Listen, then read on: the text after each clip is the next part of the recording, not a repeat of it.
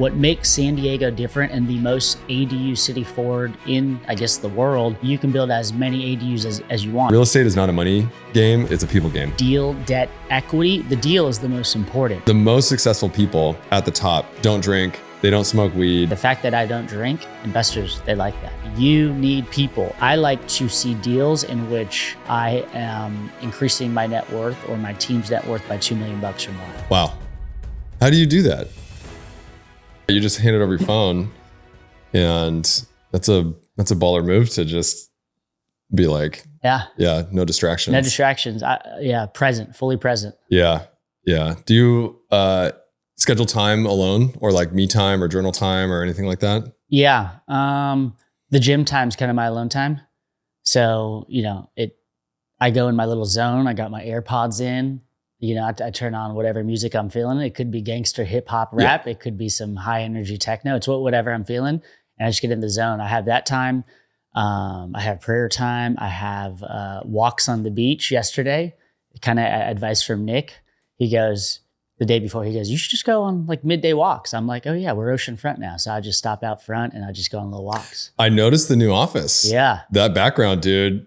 Mission Beach, right? Mission Beach. Right there. Right there, the heart of it. So we're trying to like claim that territory by the beach and just create this movement out there. Yeah. So we got Chris Luna here, not only host of On the Come Up podcast. Yep. He's Mr. ADU in San Diego, and we're going to get into that. Your journey, you're into fitness. You're sober from alcohol. Oh, it's the best. And we can talk about that for sure. Me too. But Chris and I met a few months ago with Brandon and Gideon, surfing. That's right. I didn't surf because I didn't have a wetsuit and I didn't want to get rashed up on the board. Yeah. So I decided to watch. But yeah, we got connected there, and I've been just like super impressed with your growth.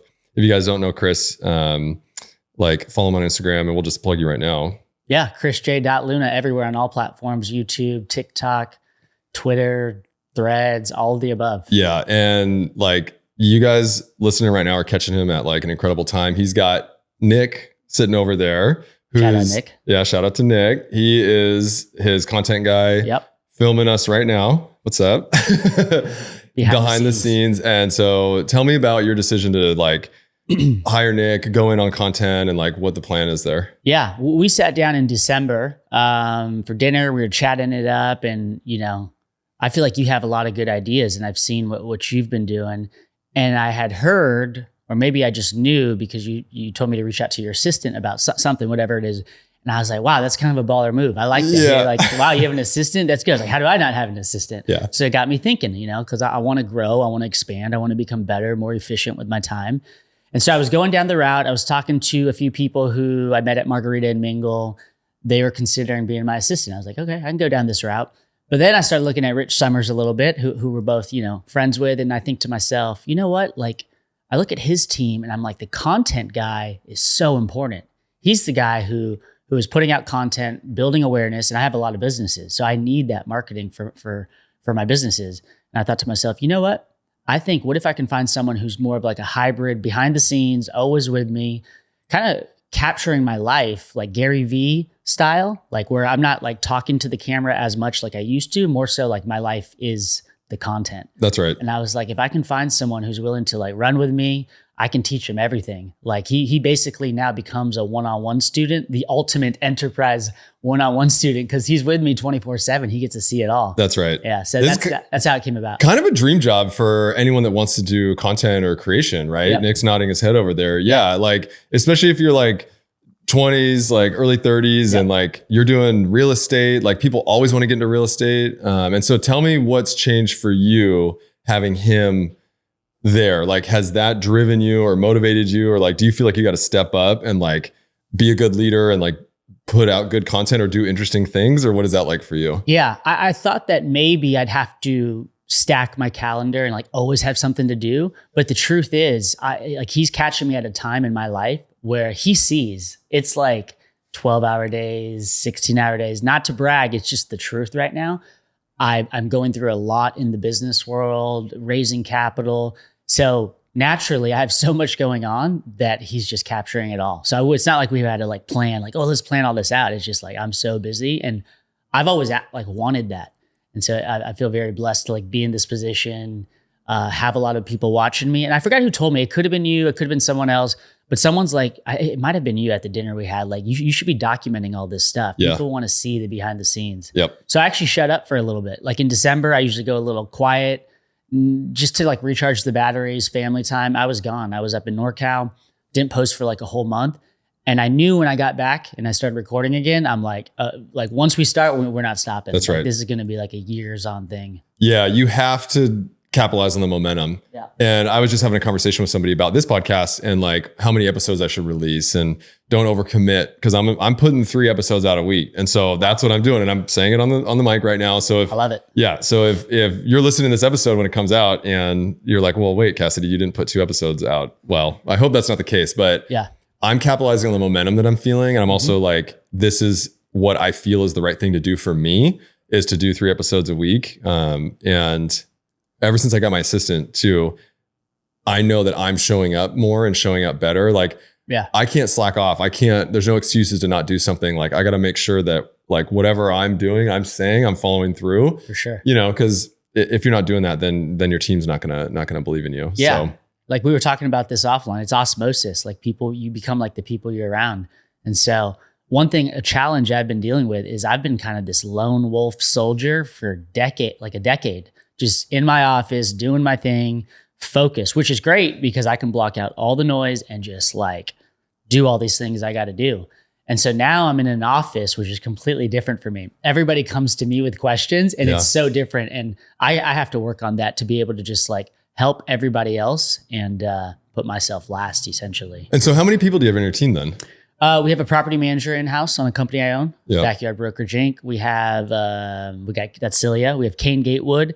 He just got his general contractor's license and he's working on project management, working with the subs, working with the contractors. We got that company. Yeah. We got Nick, shout out Nick Novak, behind the scenes. Getting a lot of shout outs today. Yeah, dude. He brought me coffee, man. He knows what I need. Yeah. Like I didn't ask for it. He's like, yo, you want me to get you coffee? I'm like, bro, you're awesome. Dude, Thank you. that's the thing though. Yeah. Bringing in A players and really good people into your life, you're not pulling on them to like come along with you. You're not pulling on them and you're not telling them what to do. They're anticipating your needs. They want to be around. They're excited with what you're doing. Like when you can find the people that are excited about what you're doing and your vision is big enough for other people to be like, fuck yes, I want to be a part of that. That changes everything. It changes everything. If you continue to be stuck in a hole in the corner, isolated, and you're frustrated and upset and like dealing with like tenant issues all the time or contractor issues all the time. And like, you just allow that to like be your world versus like, what's your big vision and bring people in. Yeah. That's what the economy is built on. That's what like good leadership is built on. That's where money goes. Like the energy around that is where money goes. And so I want people to know more about what you do. So ADUs. Yeah. What is an ADU? An ADU is an accessory dwelling unit. So most people think of them as casitas, granny flats. It's just this little backyard pool house looking unit. But what we do, like you can do that in a lot of cities across America. What makes San Diego different and the most ADU city forward in, I guess, the world is that you can use ADU code here in San Diego to build not one ADU, not 2, unlimited ADUs up to floor area ratio. We won't get too much into that, but essentially what that means is if you're on a big lot with the correct zoning, you can build as many ADUs as you want. And they don't have to be little detached structures. They can be like all in one, like dense multifamily building. So we use ADU code to build multifamily structures. Yes. Yeah. Which this is the thing about real estate is you need to figure out the problem that needs to be solved and where the regulations are and the rules are for you to be maximally successful, right? It's not just buying a long-term rental and renting it out to somebody. You're looking at the zoning and the regulations and how you can essentially not manipulate, but like use them to your advantage to create a solution for a big problem, right? So instead of someone putting one garage ADU on a property, you are now creating housing for like, what's the largest ADU development that you've done? Yeah, the smallest I do, and I still do, and that was my bread and butter by San Diego State, where I did 30 plus transactions, was just garage conversions. Like we started with that, and it's the same process to convert a 400 square foot garage is compared to say, I have a new deal that's 10,500 square feet, full on ground up multifamily development, my biggest deal. A deal like that, that's a big deal. 10,500 square feet. It's massive. How many units is that then? That's going to be, it's different. They're like 4 townhomes and then 2 ADUs. But the 4 units are pretty, it's like 2,000 square feet each. So those are the townhomes. Yeah.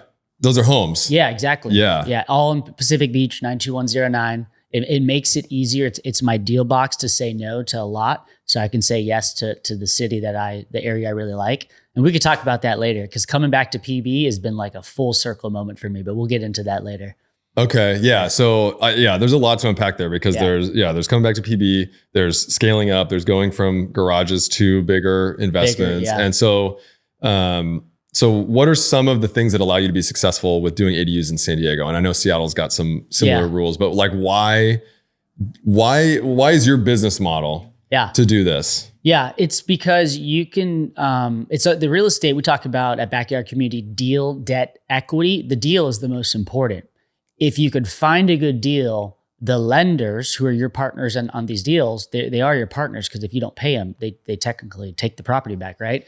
So it goes deal, debt, equity. And so you'll line up the debt, and based on the debt, you'll be able to raise the equity because the equity, the people coming in with the money, the limited partners or your partners, they'll like the deal. So it goes back to deal. And where do you find the best deals? Some of the best deals would be a single family home on a multifamily zone property. I'm not buying the home, I'm buying the zoning of it. And sometimes we help sellers who just want out of a property. I'm not in the business of like fixing and flipping and, like really getting really like steals on properties that are like beat up. More so like, hey, I like your property. I like your zoning. I want to develop it. If you're interested in selling, we'll pay market or, whatever that is. And we'll buy the property. Yeah. So this is a great point. So you're finding the highest and best use for the lot based on the current zoning. And so a lot of people would go and look at the house for that price and maybe try to make it work as a flip, or maybe they add some square footage or whatever it is. But you're saying, I'm going to pay market price for this home. Yeah. I'm not even going to try to come under, and I'm not looking for wholesale deals. Maybe you are, but every once in a while I get lucky. I'll score $150,000 wholesale every once in a while. Once a year. Okay. This is my goal on those. There you go. Those are bigger wholesale deals. I just need one because that's money to eat, get gas. Active income. Yeah. And we buy some microphones. Buy some microphones and some cameras. Yeah. And so, but what I wanted to point out about that was, or ask about that is, what's the fraction or the percentage of the land and house cost? Basically, when you buy the house to go build, let's say you're going to build 8 ADUs or 8 units, whatever, on that lot, how much of that initial purchase price of the home and lot is as a percentage of the deal? Percentage of the deal, as in, I guess I'm not understanding. So, because a lot of people look at the cost of buying a home and they're like, oh, that's crazy. Yeah. But you're building it, you're developing, and so like, is it 20%, 30% of the overall development cost for the initial purchase? I see, like how much for the land and whatnot. Yeah. That's a great question. Let me think to a deal I'm doing. I have numerous deals, but let's see. One deal I paid $1.85 million, and we're going to put in about $600K and to build 6 ADUs in PB. Yeah, 6 little kind of 1,800 square foot, small, actually 2,400 square feet. So like smaller studios. $100K a unit? Much. Is it $100K a unit? Let's see. It's 2,400 square feet. I think our rehab budget's about $700K on that. But still. Yeah. Wow. Yeah. Wow. 120. Yeah. Wow. How do you do that? I got the right contractors. I've been working with some of the same guys I've been working with. I mean, they started off as painters on some of my deals, and they've grown it over the years. They work for other big contractors. And so we got great contractors doing the work. But yeah, I mean, often the price per square foot that I actually underwrite to is anywhere from like $250 a foot on some of this like R3 type construction, all the way up to $325 a foot for R2 construction. So the main difference there is the type of construction. Many contractors in San Diego can build these little detached 1,200 square foot ADUs. It's harder to build the multifamily developments. You have mechanical engineering and plumbing MEPs, water line upgrades. It's a little more difficult. Yeah, development's hard. Yeah, development's hard. It's long, it's slow, it's risky. Yeah. Like that's why like you figured out sort of what you called your buy box. Yeah. And so help me understand PB, what your buy box is, why you stick to it, and why you don't vary or stray from the buy box. Yeah, I'll look at anything for the community, and I'll send deals to people if I think there's got some potential. But for me personally, it just makes life so much easier, and I can move quicker because this is a speed game. I'm going after deals on market. It's hard to call a PB owner and ask to buy their property. Like they know they have gold. They've lived there for 30 years. They're like, kick rocks, Chris. I don't want to sell. Whereas maybe in the 92115 where I started by San Diego State, maybe that same owner's tired of the noise, the trash, the complaints, the students, and they are ready to move on. So SDSU, I bought there for 7 years before I packed my bags and left and started buying by the beach. And what it allows you to do is to know all the comps, every single comp I knew. I knew every single owner on the main streets. I've known, how long they lived there. I wave to them, I see them. They know me. If there's an issue with the property management, they call me.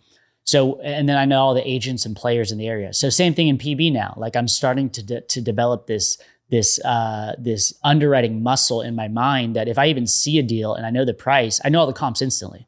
I know the rental comps. I know what I paid 2 blocks away. And so while some people, they see a deal hit because we're going after on-market stuff for this business model because PB is the good stuff. It's all on market. Yep. I'm able to get an offer out within I'm kind of giving away my little trick, but it's all good. I'm able to get an offer in very quick. Yeah. That often is like, whoa, this guy closed this, this, and this. He owns in the block. He's pre-approved. He looks like a good buyer. Let's go with him. That's right. Yeah. Yeah. And so I think you hit on a lot with the importance of like speed. So putting an offer in when you know, and so like knowing your market and being able to very quickly evaluate whether it's a good deal or not so that you can put an actual offer in. Yeah. And then a lot of people forget about how appealing you need to be to the seller to get your offer accepted. And this is on any real estate transaction. And so like when I started out buying short-term rentals, and it was during we started pre-COVID, but then the COVID boom, tons of offers out there. We had been doing some like 1099 or like S Corp work. And so we didn't have 2 full years of taxes, but I treated everything so seriously with our accounting and our finance and our books. And I was basically able to present myself as a very knowledgeable, educated, well-qualified buyer, despite some of the rules or blockers that lenders might put on you. Yeah. And so like, it's a good piece of advice for people out there. Like know your stuff, know your numbers, look presentable, like on paper too. Yeah. I mean, look presentable, but like on paper so that you have a way better chance. Like I always say this, I say real estate is not a money game. It's a people game. Yeah. Right. You being the best version of yourself, you knowing people and being good to people is actually how you're going to make the most amount of money in real estate. Yeah. And I love that you brought that up, and not only on paper, but you're right, in person. And I think back to when I wanted to break into the Pacific Beach market, I was doing all this research, like multifamily, didn't quite understand it. I was just like taking the courses, studying the things, doing the thing. But when I wanted to get to my first deal, which was, I think it was on Hornblende Street, a little 5 unit. It was a beat up home. And I pulled up to that place, and I know this is a commercial real estate guy. Usually I had dealt with single family. I was a little intimidated. I remember I had my car detailed. Yeah. I had like a polo on, and I just remember like, okay, this guy's going to be judging everything about me because he doesn't know me, and I need to sell him. Now I could like roll up in a hoodie these days, because like I could use past track record and just be like, hey, I closed this. They could look it up on Tidal and Redfin. They see my name all over things. They see the social media proof. Now it's much easier. But if you're out there listening and you're trying to get into that first deal, every details matter. Like to the car you drive a little bit, even if you have to have. If you're in a different city, maybe like have a driver pick you up. I've heard people do that. Yeah. Have Uber Black drop you off. Yep. Just look, like every detail matters to get awarded the deal. I love that you said that because I've done that my whole life with things, especially new opportunities. Yeah. Getting into something new. Don't come across as needy and like anxious and like you're trying to do everything to be the best. Yep. But something that I do is I visualize these moments. There's a little bit of manifesting, but there's also visualizing and putting myself in those moments where you're going to go shake hands with the broker. Yeah. You're visualizing you driving up, and then it's like, oh, what car am I driving? Yeah. Should I be driving the nice one or should I be driving the beater? Yeah. You know, like, and actually manifesting and visualizing yourself in these moments, and then thinking about how you want to present, how you want to show up. Like, don't be a chameleon, be yourself. Yeah. But like, some of this stuff matters. And if it's really that important to you to get into these deals, like those details do matter. And then build your resume, build your track record, For sure. like all that stuff. It all ties together. So Yeah. I love that. Well, and also we saw you at Rich's office yesterday. You rolled in with Nick and Keen, right? Kane. Kane. Sorry. Yeah. Nick and Kane. And like, seeing you roll deep with people, like, that sends a message to people. Yeah. Like, you're taking yourself seriously. For you sure. know? Yeah. And it wasn't like I like had that thought before I did it. But I'm happy you brought that up, because it makes me realize when I see others do that, I'm like, yo, that's kind of cool. Josh Villarreal, he always has his squad with him. Yeah. Josh is a buddy of mine. I've been on he's been on my podcast, but I always noticed that about Josh. He's got his crew with him. It's like it's like that show Entourage. You know? It's like the boys are coming up together. That's right. I'm all for that. And then I get to give them an experience maybe they wouldn't have had, and they get to see it. So now they get to start dreaming bigger. They believe in the vision, and we start doing this thing together. That's right. Yeah. And I love that you like didn't even think about it, because it's just who you are and it's what you're doing, and you believe it to be the right thing for yourself and your business, right? It's not like you're just trying to show up and be cool. Yeah. No. You're doing it because you want to do it. It's who you are, and you know that it's good for you and others too. Yeah, so 100%. So I teach something called velocity of money. You might have heard me talk about it. Yep. Fundamentally, it's using leverage to buy real estate. Okay. I typically say commercial real estate, but what you're doing, I would consider as part of the velocity of money strategy, because then you force appreciation. Yep. You get all the tax benefits, you have your equity, and those are kind of the four main components of the velocity of money. And so run us real quick on how the numbers work out when you're doing like a development deal. Yeah, typical deal. Yeah. The proper way to do a deal is to, developers lose the shirt on their backs when they're under leveraged. And I'm not gonna lie, I get leveraged out sometimes. You got to be careful. The key is to have deep pockets or good active income or other assets you can sell to kind of service that debt as you're going through it and navigating plans and permits. That's something I deal with often. But a proper way to do a deal, and how I would advise people to do a deal, me and Josh, for instance, he's one of my one-on-one students and in the community. We did a deal in which we put 30% down. That's good leverage. Like, you're in a safe position right there. Yeah. So $1.8 million purchase, we put down $600K, $300K came from him. Maybe $240 came from me, and he fronted a little extra money to get the deal closed for the team. I appreciate that. Shout out Josh. Yeah. And we got the deal closed. We got the rest of the money from the bank, our partner, and then they'll fund 100% of the construction, which is amazing, because sometimes lenders will fund 80% of the construction. So we essentially get a rehab budget, call it $700K once the plans are stamped. Also, they put money to the side into the loan so that we can use that money to fund plans and permits, call it $150K. Which is always a struggle. Like, Yeah. because if you can't get that from the bank, then you got to front that cash. Exactly. And that's hard for people. Yeah. To say, oh, I got to go buy plans and permits, which is arguably like the second largest expense behind the land and the home or whatever you're buying. And then you're basically banking on yourself, saying, I'm going to go spend all this money on plans and permits. Yeah. And then I got to go do this. And then I got to go do this. Right. Yeah. And some lenders, they won't refund the plans and permits money until the end when you have stamped plans, because that's when the value is created. But we have lenders who will actually, once I pay an invoice to the city for school fees, developer fees, whatever it is, $5,000, as long as I've paid it, they will reimburse me in real time. That's huge. So tell me about, because how much you've had to find different lenders, like how many no's have you gotten? Like, how creative do you have to get with this stuff? Because what I want people to know about real estate is you're going to get a ton of no's. For sure. You're going to get banks and lenders and people and private money and all this, and they're going to keep saying, nope. You need this document. You need that. No, we don't do that type of lending or whatever. Like, how important are like to be creative and go find the right partners and lenders? The key in which I've seen everything change for me is I talk about the professional team. I got that from one of my mentors, Robert Martinez. He's got 5,000 units out in Houston. I learned a lot from him. He's an operator, property manager, real estate investor. He's raised hundreds of millions of dollars, and he's older. So I get advice from the guys who are up the food chain because they've been through it all, right? They've seen a lot. And he talks about the professional team. And one person on that professional team that is very important that I think no one really talks about is the mortgage broker. Mortgage broker, just like a real estate broker, goes and finds the best deals for the clients. So as a real estate broker, their job is to bring Chris Luna or any other investor deals or investment opportunities. The mortgage broker's job is to find the best debt for Chris Luna. And so he will go and shop around to this bank, and he'll go talk to that bank, and then he'll leverage them and get me the best terms. And so it's almost an extension of my team, and he gets paid to do that, called a point, half a point, whatever it is, well worth it, because he makes sure that I get that 70% of the total purchase price that I need from the bank. So instead of me having to do all the things, he does the things. You need someone who really communicates. My mortgage broker is always over communicating, 24/7. He's available, and he pushes this through. So that takes weight off my shoulder, knowing, okay, the money on the bank side's lined up, and I'm getting the best terms.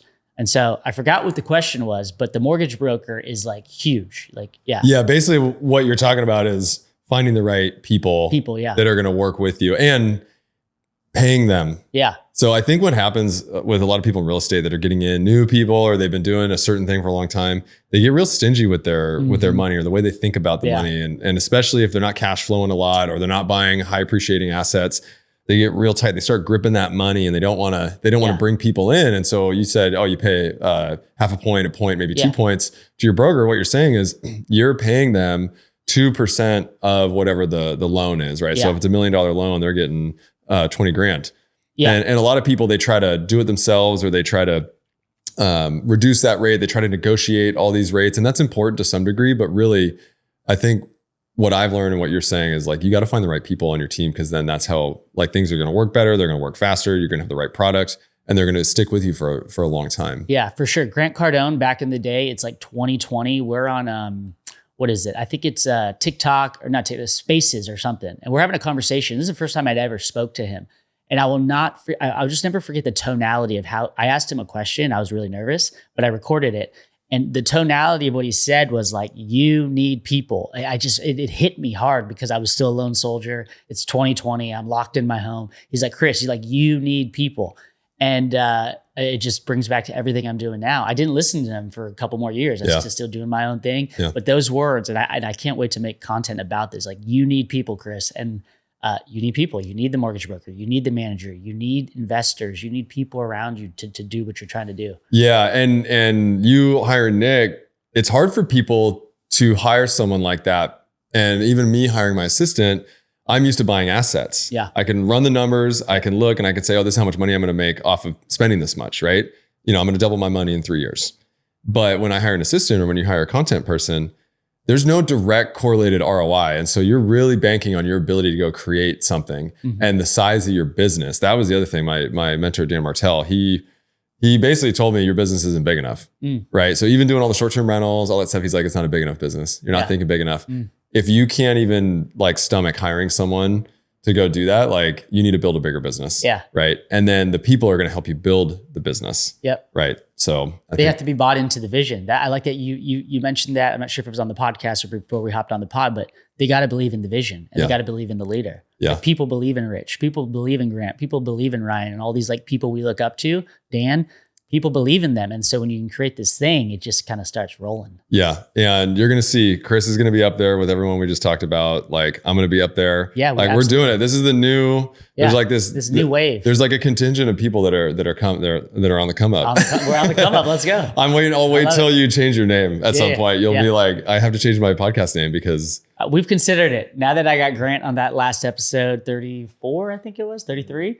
I was considering changing it. I was like, I think it could be time, but I'm gonna keep running with it. It's a good name. It's a good name. Okay, I'm gonna keep it. Stick with it for a year, and then but it's a good name. Okay. I don't know how you grab that one, because that's a good name. Yeah. Maybe I gotta buy it on thecomeup.com.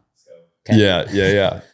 So I wanted to just go back to the money real quick so like, let's say you put $100K into a development deal. Okay. How much do you expect to get out on the back end? Yeah. So there's two ways to look at deals for the audience. IRR, internal rate of return. You have appreciation, and you have cash flow. Yes. Early on, my SDSU deals, I kid you not, I'd do this simple little calculator, like the dinkiest calculator you could ever find, but it worked. And my cash flows were ridiculous. I'm talking 20%, 25, 30%, real numbers. And because we were buying these properties for 550, 600, 650, put in 100K and 150 to build the ADUs. It was cheaper back then. And my cash on cash, meaning how much money I'd make annually, was very high. That's one side of the equation of IRR. The other side is appreciation. How much equity? How much is Chris Luna worth more when this project is done? Like, did he force the equity from, he's worth an extra 1 million, 2 million. So I like to look at, I'm at the stage of my career where I'm actually looking at like more forced appreciation. To answer your question, I like to see deals in which I am increasing my net worth or my team's net worth by $2 million or more on a deal. There we go. Yeah. Some deals are 3 million. I'm looking at a deal right now. I'm in escrow and that's 5 million. After, when you're all said and done. When it's all said and done, when it's built out, our equity has increased by 5 million. Yeah. Yeah. Do you think you could have done this sooner? Because you were in SDSU for 7 years. Yeah. Do you think you could have done this sooner? No, I think it's all building blocks. I think every skill along the way that I've developed is important. It's all like my ability to get deals is because of what I learned at SDSU. The speed, the confidence, the swag, whatever you want to call it, that comes from early Chris on the come up. Now, I need to stop referring to myself as Chris. I just realized that. No, keep doing it, dude. No. But yeah, I mean, I think that those skills, they compound over time and they make you into the person you're going to become. And so now I'm able to do this stuff with certainty. I always feel like I'll be able to figure it out no matter what. Yeah. Yeah. The reason I love that you're referring to yourself as early Chris or Chris is because I believe that we shed our skin or we reinvent ourselves continuously and we are different people. We're still the same person. Yeah. I believe that who I am today was always inside of little Kassidy or even Kassidy 18 months ago, but I feel like a totally different person standing here now than I did 18 months ago. Yeah. And I think it's okay to feel like, you're a new version of yourself and we should all strive to be the best versions of ourselves. And you were a different person back then. For sure. We're always evolving. Always evolving. You have to. Yeah. You got to be growing. So I love that. I think with real estate, I do try to teach people to I'm really pushing the forced appreciation. Mm-hmm. And as soon as you can get away from cash flow investing, the sooner that you're going to build real wealth. Yeah. If you really want to quit your job, you need cash flow. But if you do the numbers on how people really generate wealth, it's through the forced appreciation and actually selling assets. Mm-hmm. So I heard you say, when you're doing a big deal, make sure that you have other assets that you could sell or, and you're not over leveraged and all that. And so how many units have you sold? Cause I want people to feel like they can sell their properties. Yeah. And so tell me about your philosophy behind selling or not selling. I love that you brought this up because I was just telling Kane this. The cash flow I got from my first deal, go look it up, 6105 Dorothy. Bought that house, added an ADU. Actually, I did not even add an ADU. At first, we just added some walls and made it into a 5-bed, 3-bath. And I was making like $1,000 per month cash flow. This is 2016. And I'm like thinking, okay, that covers like almost all of my rent. So I'm thinking I'm a genius. I'm like, oh, this is great. I can now live rent free. Yeah. Of course, expenses went up, lifestyle. I would definitely advise people not to increase their lifestyle as they start making more. Just keep stacking that cash. Yeah. So you can make investments maybe without partners. You can do deals by yourself eventually. But so I didn't get like wealthy off the cash flow. The cash flow drip, okay, 1,000 times 12 months, that's 12K. That was nothing. The first time I really felt like, whoa, this is a lot of cash was when I sold that property. That's right. I walked with like $288,000. It's either when I sold properties or I cashed out refinance. Yeah. And I got a check, non-taxable event. Like those were the times and still the times where I'm like, okay, now I'm making some waves here. How much better do you feel when you have that exit check or that refi check hit the account and you've got a stack? Yeah. Because this is what I want people to know this. Yeah. Like, how do you feel in your confidence and your ability to go execute when that check hits? Yeah. It's like, let's go do it again. It's almost instant. And sometimes I already have the money lined up to go to that next deal. That's right. The $1,000, it's a lot of people talk about that cash flow. But the people who should be focused on the cash flow are the people who have the high income. Like they have a business that's just pumping cash and they have a different problem. They have a tax problem because they're making like millions of dollars and they need to offset that with the real estate. So then you go and take that money and put that into a vehicle that spits out the cash. Yeah, this is exactly what I teach. Yeah, I love that. And especially for like high income W-2 earners, I'm like, don't worry about the cash flow. If you guys feel comfortable about your jobs, go buy the most expensive house or real estate investment that you can in the highest cost of living or like the highest appreciation market and have someone do all the work for you. You can do it yourself too if you want, like manage a luxury flip or whatever, but like go find the most expensive zip code, go find the property that needs some work, go do that, sit on it for 5 years to collect the tax benefits, cost segregation, depreciation. And then you've just made way more money than trying to focus anything on cash flow. Like your highest leverage activity as a business owner or as a W-2 high income employee, your highest leverage activity is probably sticking around at that job and continuing to make the cash flow. Right. And then just leverage real estate as an investment vehicle with leverage and appreciation and all that. So yeah, I love that you said that. Pick a good zip code because that's what I've done. That's what you've done. 92109. That's right. And go ham. Go ham. Yeah. Cool, man. So I love this. The other thing about you that we share in common is we've been sober now for so alcohol. I'm like completely clean on everything. I don't take gummies anymore. I don't do nothing. It's just coffee in the morning. Nice. Yeah. Yeah. So if you don't mind sharing, like maybe tell people a little bit about your decision to stop drinking and for sure. Yeah. I mean, for years I tried, like I'd go on these little spurts when I was like between 27 to maybe, early 30s. I'd stop for like 3 months. I'd get focused. I'd feel great. And then I'd have that one slip up where I'd go out and I'll keep it real with people. Like when I'd have one drink, it turned to 6, 7. How'd I get home? A little blurry, not happy with myself, bad decisions, all the things you could think of. A lot of people have been there. Like I've made some bad decisions. And so I tried once, tried again, went 5 months, tried again, went 6 months, start getting into triathlon training. I was like, I needed something else to be obsessed about besides like going out and partying. But one day it just stopped. I was in a church. This pastor at Captivate Church, he stops by. I'm with my, I'm there in church and he just starts talking to me. And I just remember he's telling his story. I'm like, that's me. That's literally me. So he happened to be in town that week. He wasn't even like the pastor, and the message hit me. I'm actually crying in church. Yeah. And and I speak to him afterwards. And then after that, I never drank again. And it's been 18 months now. That decision has led to so much clarity of who I am. My confidence has increased. I don't get my worth from others or from the watch I have or the car I drive. I just know who I am now. And the drinking was masking something. I didn't feel good enough, didn't know who my biological father was, cut from the basketball team, bullied by racist kids, all these things that I've just trying to bury those feelings and emotions. I just let it go. Yeah. And now I feel great. Yeah. I love that you said that because when you make a decision like that to get sober, to stop, it is 100% based on your desire to take care of yourself and to do what you need to do for yourself. It's a very selfish decision in the best way possible. And the confidence that builds for you as a person directly translates to how you feel about yourself, how you show up in life. There's something about people that get sober and are like high performers. There's this connection of like sobriety and like being able to deal with adversity and like being able to deal with tough challenges. Like I just know, and the comment about finding the triathlons is so funny because like we can go find, whether we're addicted to making money or addicted to real estate or addicted to growth or fitness or whatever. But it's been the best decision I've ever done in my entire life. And it was for myself. And so I love it. So 18 months. And what kind of growth have you seen in your business in that 18 months? Oh, dude.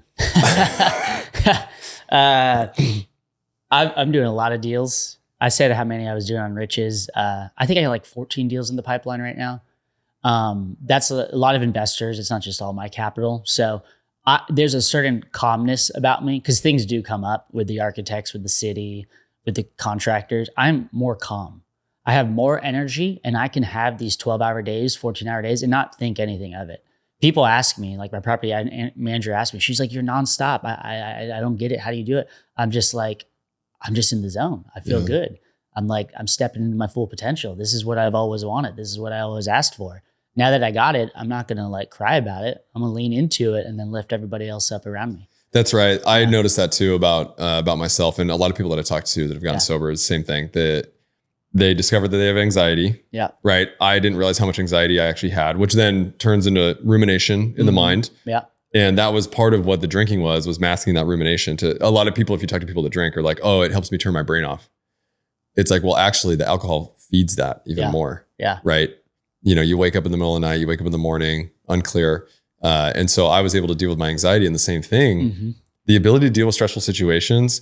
Like I will get through stuff and be like, oh, that wasn't even that bad. And then I think back to how it was before. I was like, wow, there's like, I wouldn't even made a decision. I would have let it bother me. I would have let it eat away at me. I would have stayed in my little basement corner, you know, not talking to people about my problems or what I needed from them, too scared to deal with conflict. Yeah. I love that, man. Yeah. I wouldn't be here doing this podcast. I wouldn't. Every house I bought, every real estate deal I bought was after I got sober. Wow. That's dude. That's some good stuff, dude. Yeah. And I just want people to know, like so you heard your story in your pastor. I went to a community called, it's on Reddit, just cause I'm an internet guy. But I went to Reddit, and there's a community called, Stop Drinking. Okay. It basically same thing. I was reading their stories, and I was like, oh, because I thought I was special. I thought I was like, oh, no one's experienced my life. No one, you know, this is unique to me. And then reading everyone's story, I was like, oh, it's the same thing. Yeah. We're all dealing with the same thing. Yeah. And, you know, different things, different rock bottoms, different bad stuff. But you know what really excites me also is there's a wave. Like this isn't like I see it more and more. I mean, you talk about the Rich Summers, like Grant stopped drinking when he was 25. I know, I don't think Trump drinks at all. He for sure doesn't drink. His brother died of it. A lot of hyper successful people, they cut it out. And what I like to see though is like Kane was telling me about this in Pacific Beach. There's like these things coming up of like these healthy events where you can go to a bar and have a mocktail and still be social. Cause like we're social creatures. Like we need that human interaction. So I like to see this movement. I kind of want to I feel like I'm like part of it. I want to push that message out to people. Like you don't have to drink. To be okay. Like So because a lot of people don't have the self-confidence to say no. Yeah. But it's all right. Yeah. but you making the decision to do it is you building your self-confidence and building your self-worth around it. And like what helped me quit was like realizing that it was a habit too. Being like, oh, this is a habit. My body is responding to me doing this at the same time every day. And like in these situations the same way every day. And so, if you're even thinking about quitting or whatever, like, you know, just find the resources that work best for you. And just know that, like Chris said, the most successful people at the top don't drink. They don't smoke weed. Yep. Like there are people that do, but like, don't use them as an excuse for you. Yeah. And like just saying, oh, everyone else does it, so I'm going to do it. So yeah. Well, on that real quick, there's the functioning alcoholic where they're hyper successful in the business place Monday through Friday, and then they blow it out on the weekends and they're raging and they're a little hungover on Monday, but like that was me. Yeah. And so like that does exist. And if you're in that and you're 40 something, you're working hard and you got the family and the kids and everything's well, but you know something's off, it could be that. And I would advise you maybe look into that a little bit. You know? Yeah. Not you, but I'm saying no. anyone out there in the audience. Yeah, no, that's like everyone out there listening, if you're hearing us talk about this, like this is real, like real men, real women of all walks of life, they go and they get help. Yeah. And help doesn't have to be embarrassing. It doesn't have to be bad. Like it's the start of your new life. Yeah. Right. That's like you become you when you decide to give up your vices, all vices. Yeah. And so, I forget what I was going to say about that, but that's all right. Yeah. Nice. Oh, I was going to tell a story. Nice. Because I don't think I've told much about. And so I still remember there was a couple times where I freaking still showed up to work drunk, like from the night before. Yeah. And it might've been a Monday, it might've been a Tuesday. I don't know. Yeah. Like that's how much I was like getting into the bottle. Right.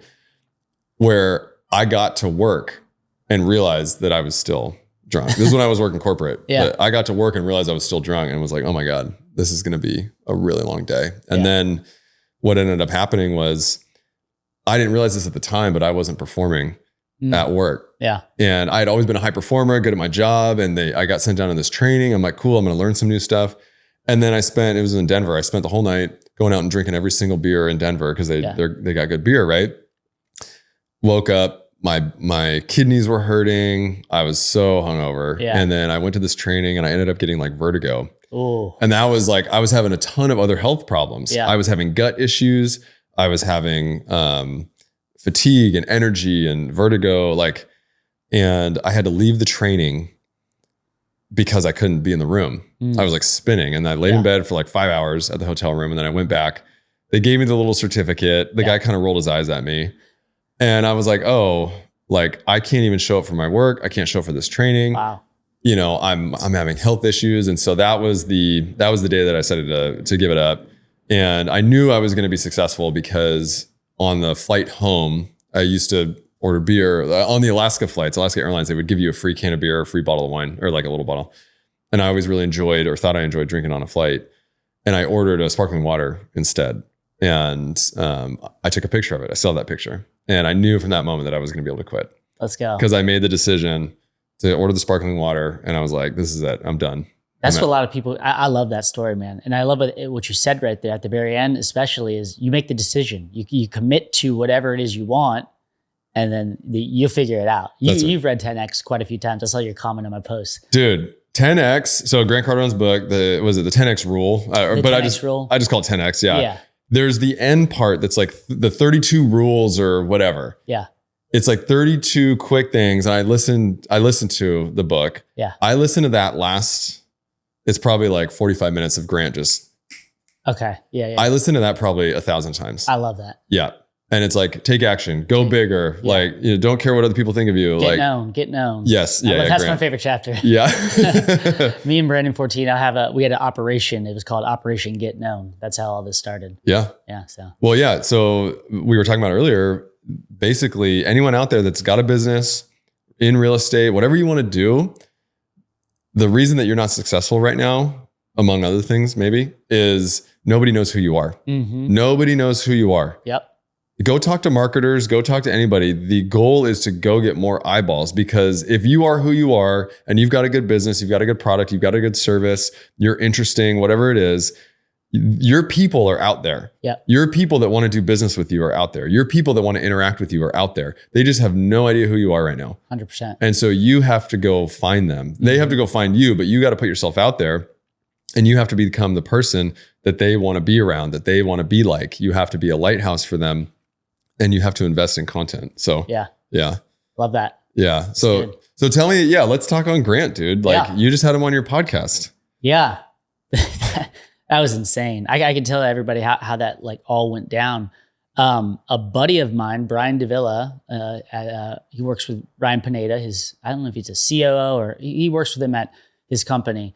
And I saw he commented on Grant's post, like, "Hey Grant, we're going to be in Irvine also. Would love to have you on the podcast." And Grant responded, or his team did, someone did, "Yes, email so-and-so." And I screenshotted it. And then that was late, like 12 o'clock last Thursday night. I woke up Friday. We have a bunch of stuff going on in the office. I'm trying to help Kane close this deal. It's just madness at the office right now, dude. Yeah. It's insanity. But I'm like, what is important right now? Focus on the goal. Put yourself first right now. So I had to just tell everybody, I can't talk for a little bit. Locked myself in the office. I created an email pitch with links to podcasts where I had Ryan Pineda on, Brandon Turner, links to all my socials. And I was actually in 10X stages where they teach you how to get on stages, both physical and digital. And they told me how to do this. So I pulled out my camera. I filmed a video. "Yo, Grant, Chris Luna here, blah, blah, blah. Check out this view. Would love to have you on the podcast." And so I send that off to them. And almost like within half an hour, they reach out to me like, "Yeah, he'll come. He'll be on the podcast. He won't come in because he's got too much going on, but we'll do a Zoom." And I was kind of pushing for the in-person because like to get the full experience, but they committed to 30 minutes on Zoom. I got him on, really stoked, great opportunity that can lead to maybe down the road. We'll do it in person, a year from now. So, and he knows your name now. He knows my name. Yeah. He knows your face. He knows your name. Like, I saw that you guys were talking about some surfing stuff. You just posted that today. Yeah. Yeah. And so what did that feel like for you?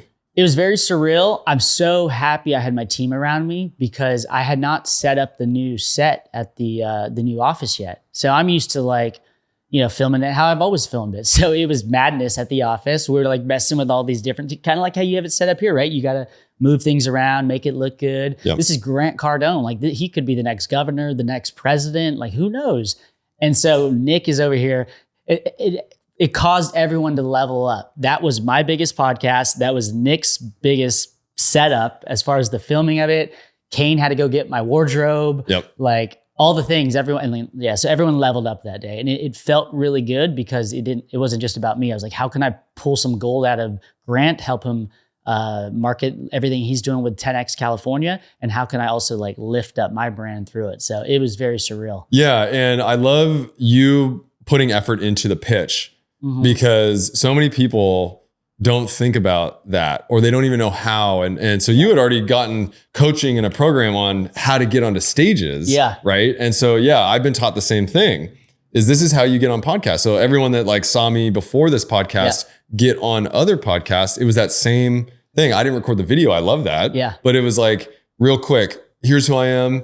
Here's the podcast I've been on. Like, send them the links, make it very easy for them to say yes to you. Yep. Right. And put a little bit of effort into trying to do it and then figure it out later. For sure. Commit and figure it out later. Yep. One thing that's huge on all this is if I never gave up the alcohol, the courage and the confidence to pull that little thing off never would have happened. I couldn't even talk to a camera phone. That's right. Hate the sound of my voice, hate the way I look, all the things, right? All the chatter in the head. So that was all gone. So when it was time to shine and the lights were on and the microphones were on, I was like, let's roll, let's do this. That's right. That's right. And like, you have to commit to yourself and the things. And actually, that's how you make progress is you just commit to it because then you're forced to do it. Yep. Right. So I've committed to launching this in basically a couple days. And 3. Yeah. It'll be less. We're going to, we're saying Monday, but it's really Saturday. Nice. And that means I've got to film the intro, get the artwork. Having deadlines, having commitments like that pushes you to do that stuff. And then let me ask Nick real quick, how much fun was it to set everything up and like the craziness and everything? Oh, it was absolute madness, but it was amazing. Yeah. Yeah. Cause they're watching you talk to Grant Cardone. Yeah. Like they want to be a part of that, Yeah. And like you're crushing it. You're killing it. Thanks, like one of the reasons that I started this podcast, I know I'm doing a lot of the talking here, but you're good. This is great. Cause one of the reasons I started this podcast is because I want people to see what's possible. I'm same thing. The chatter in my head, the self-confidence, the self-doubt. I don't look good. I don't, and a lot of that was the alcohol, but a lot of it comes from childhood, whatever, like, but I also know that I'm a smart guy. I also do know that I am good at what I do when I commit and all that. And so if I had these issues, if I had that self-doubt, if I had those, how many other millions and millions and millions of people have those same issues? And millions, that's right. And so I'm starting this podcast because I want to be a lighthouse for other people. I love that. I want to show people what's possible. Little old Kassidy, like just committing. And I've gotten through my perfectionism. I don't know if that's something that you have. Oh yeah, for sure. Yeah. Yeah, for sure. It was just reps. It's a lot of reps. I hadn't filmed any episodes prior having Grant on. There's almost like this little window where I stopped because I was so focused on the deals. But once it was ready to go, I was like ready to go. It's the reps. Same with this. Yeah. It's all the reps I'd done in the past. It's the storytelling. It's like locking in onto a subject. And like what you talked about before we start filming today is talking to like an avatar. Yeah. I think that's very interesting. And I want to try to do that as I'm on more stages, both physical and digital. Because this is totally a stage right now. It is a stage. It is a stage. Yeah. And go do podcasts. My wife did her first podcast this last weekend. Like she's putting herself out there. I'm watching everyone that's been following me that is now, like if you follow me, I do the Kindle book every morning. I lift basically every day and I post about it. And then I do other stories and record, talking to the camera. There's other people that have been following me for a long time. And then I'm seeing not everybody, but a lot of people that are just doing that now. And I love seeing that. I'm being a lighthouse. Positive influence.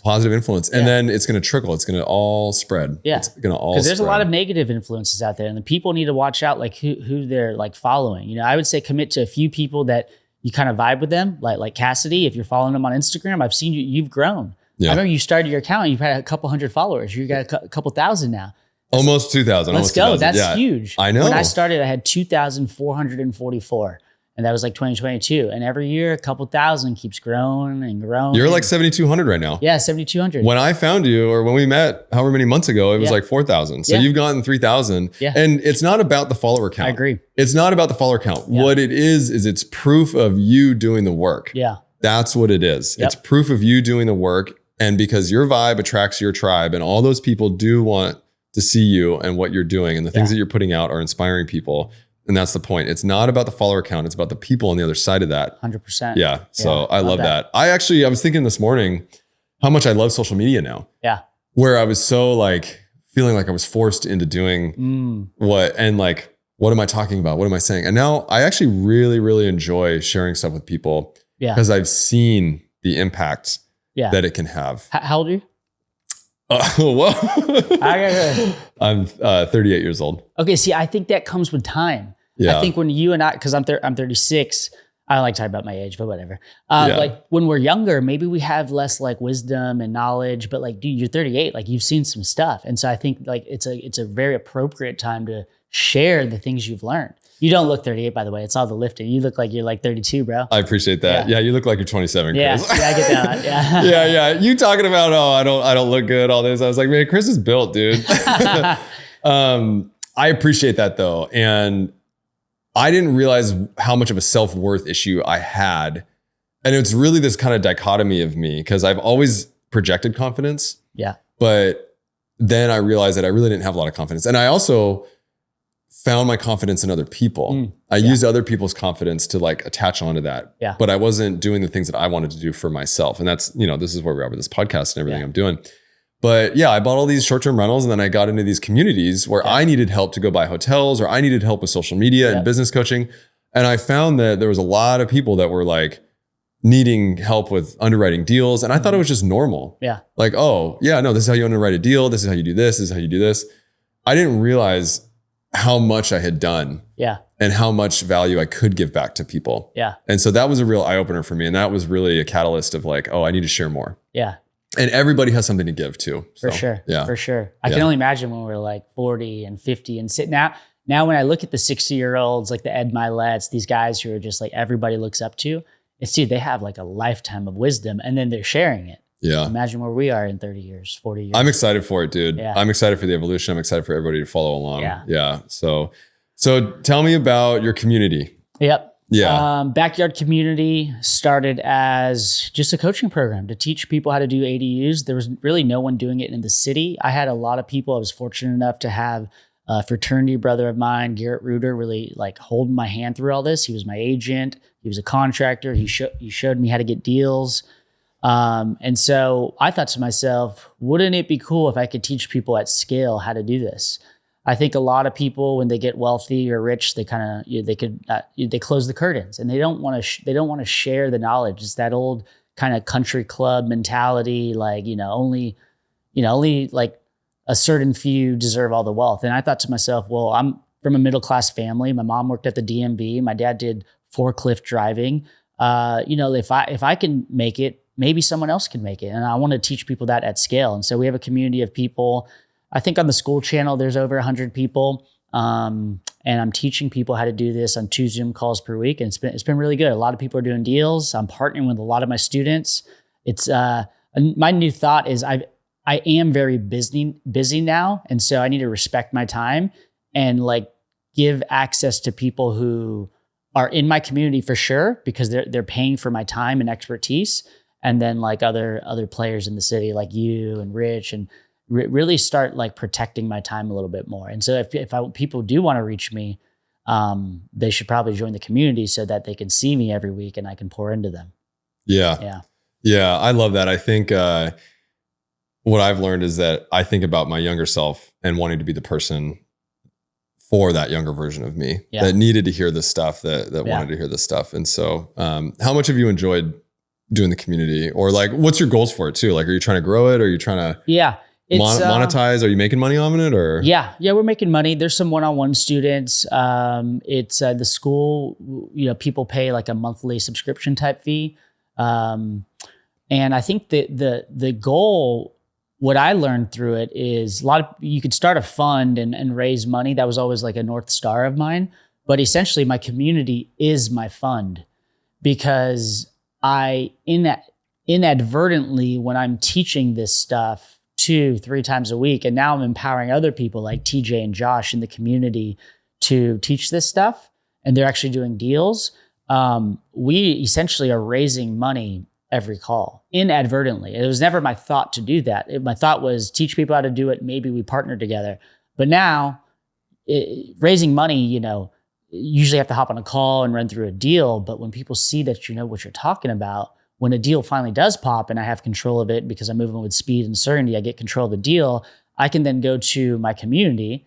Like it happened yesterday. Like me and Kane were going to fall short on a deal, which doesn't happen to me often, but we had some people who were going to back out. Now they're back in. So I went to the community. I said, hey, I got a deal. Within 24 hours, I've had the money raised. That's why you saw me running around this morning, like texting, sending stuff off, telling Kane to do this, and he's running point on that deal. But anyways, the community's been great because now I almost always have money. As long as I can get people on the calls and teach them and pour into them.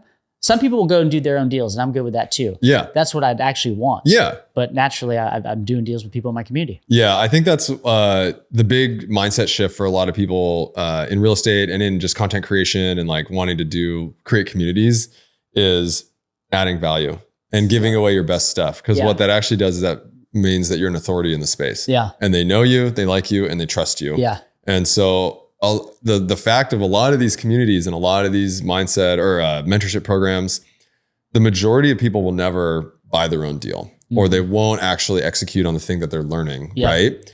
But the great thing about what you're doing is, and there's so many reasons behind that. They don't have the time, maybe they don't ever figure it out or whatever, but you are now giving them an option to be able to, if they've got the money, then they can go invest with you. And I think a lot of people want to invest with people that they know and they like and they trust. And if you're doing what you say you're doing, you're going to make them a lot of money. Exactly. And there's a good chance I'm not going to run off with their money to Cabo. And like I have a reputation. I'm a good person. I have ethics. I have my faith. Like I don't drink. That actually, I don't know who told me that, but I heard that within the last 3 or 4 months, like the fact that I don't drink, investors, they like that. Yeah. They're like, he's not a party boy. He's not doing crazy things. Especially down in PB and like, San Diego, it's a party city, but there's a lot of people that don't drink down here too. Yeah. And I was on a little meetup on a boat last night, and there was a guy, he was really smart that I was talking to, but he just kept putting him back. And I'm like, I thought about it this morning. I was like, man, he's really smart. He knows his stuff, but it would be hard for me to want to invest with him.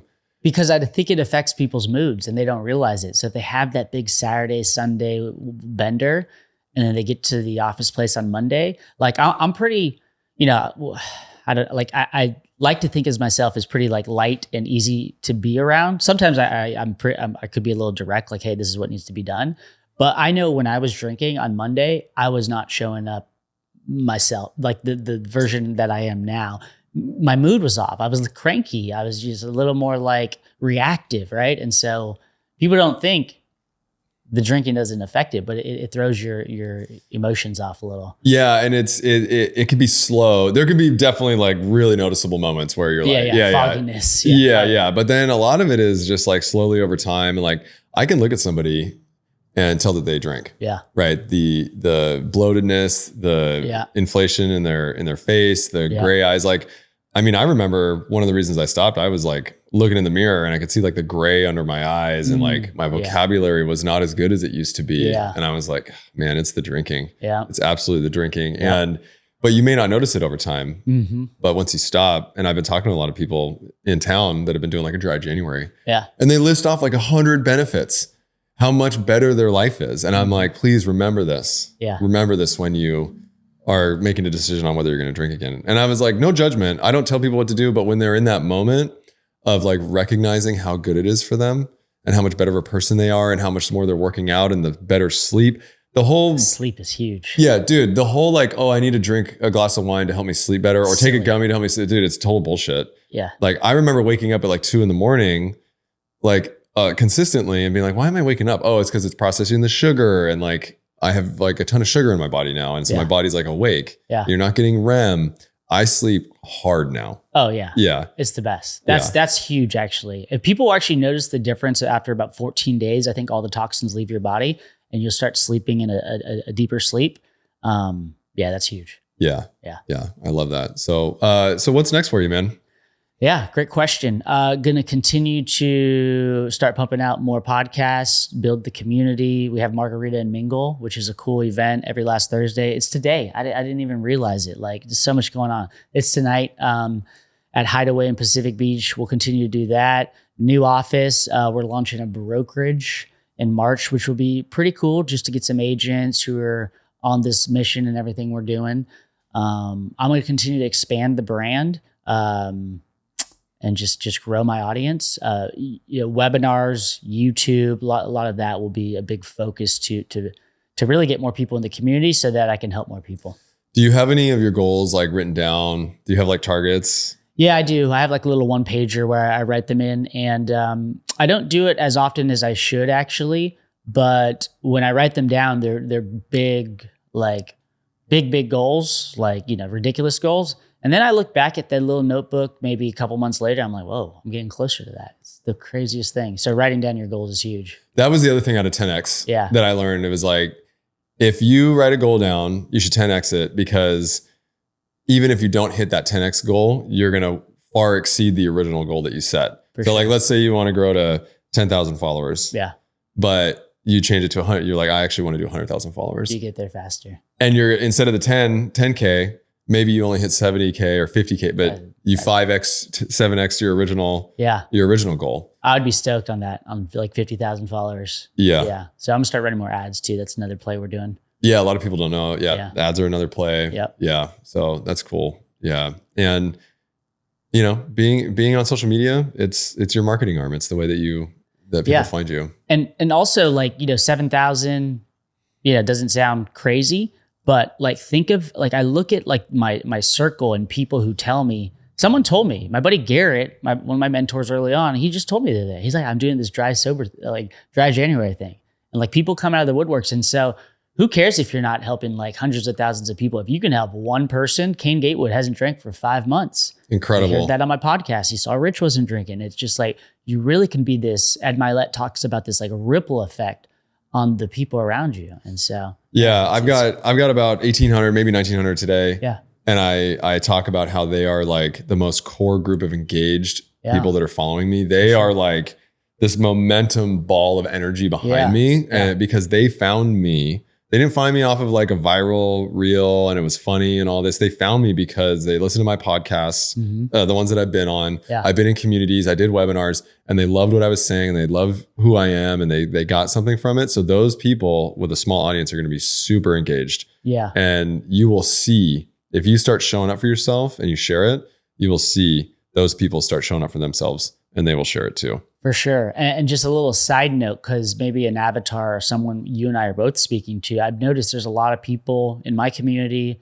Rich's communities, like people who are starting to create more content to build audience around real estate and social media. If I'm speaking to them and kind of telling them something that could really work for them, authenticity, like I share a lot of wins, but I'll openly share the losses and things I'm going through.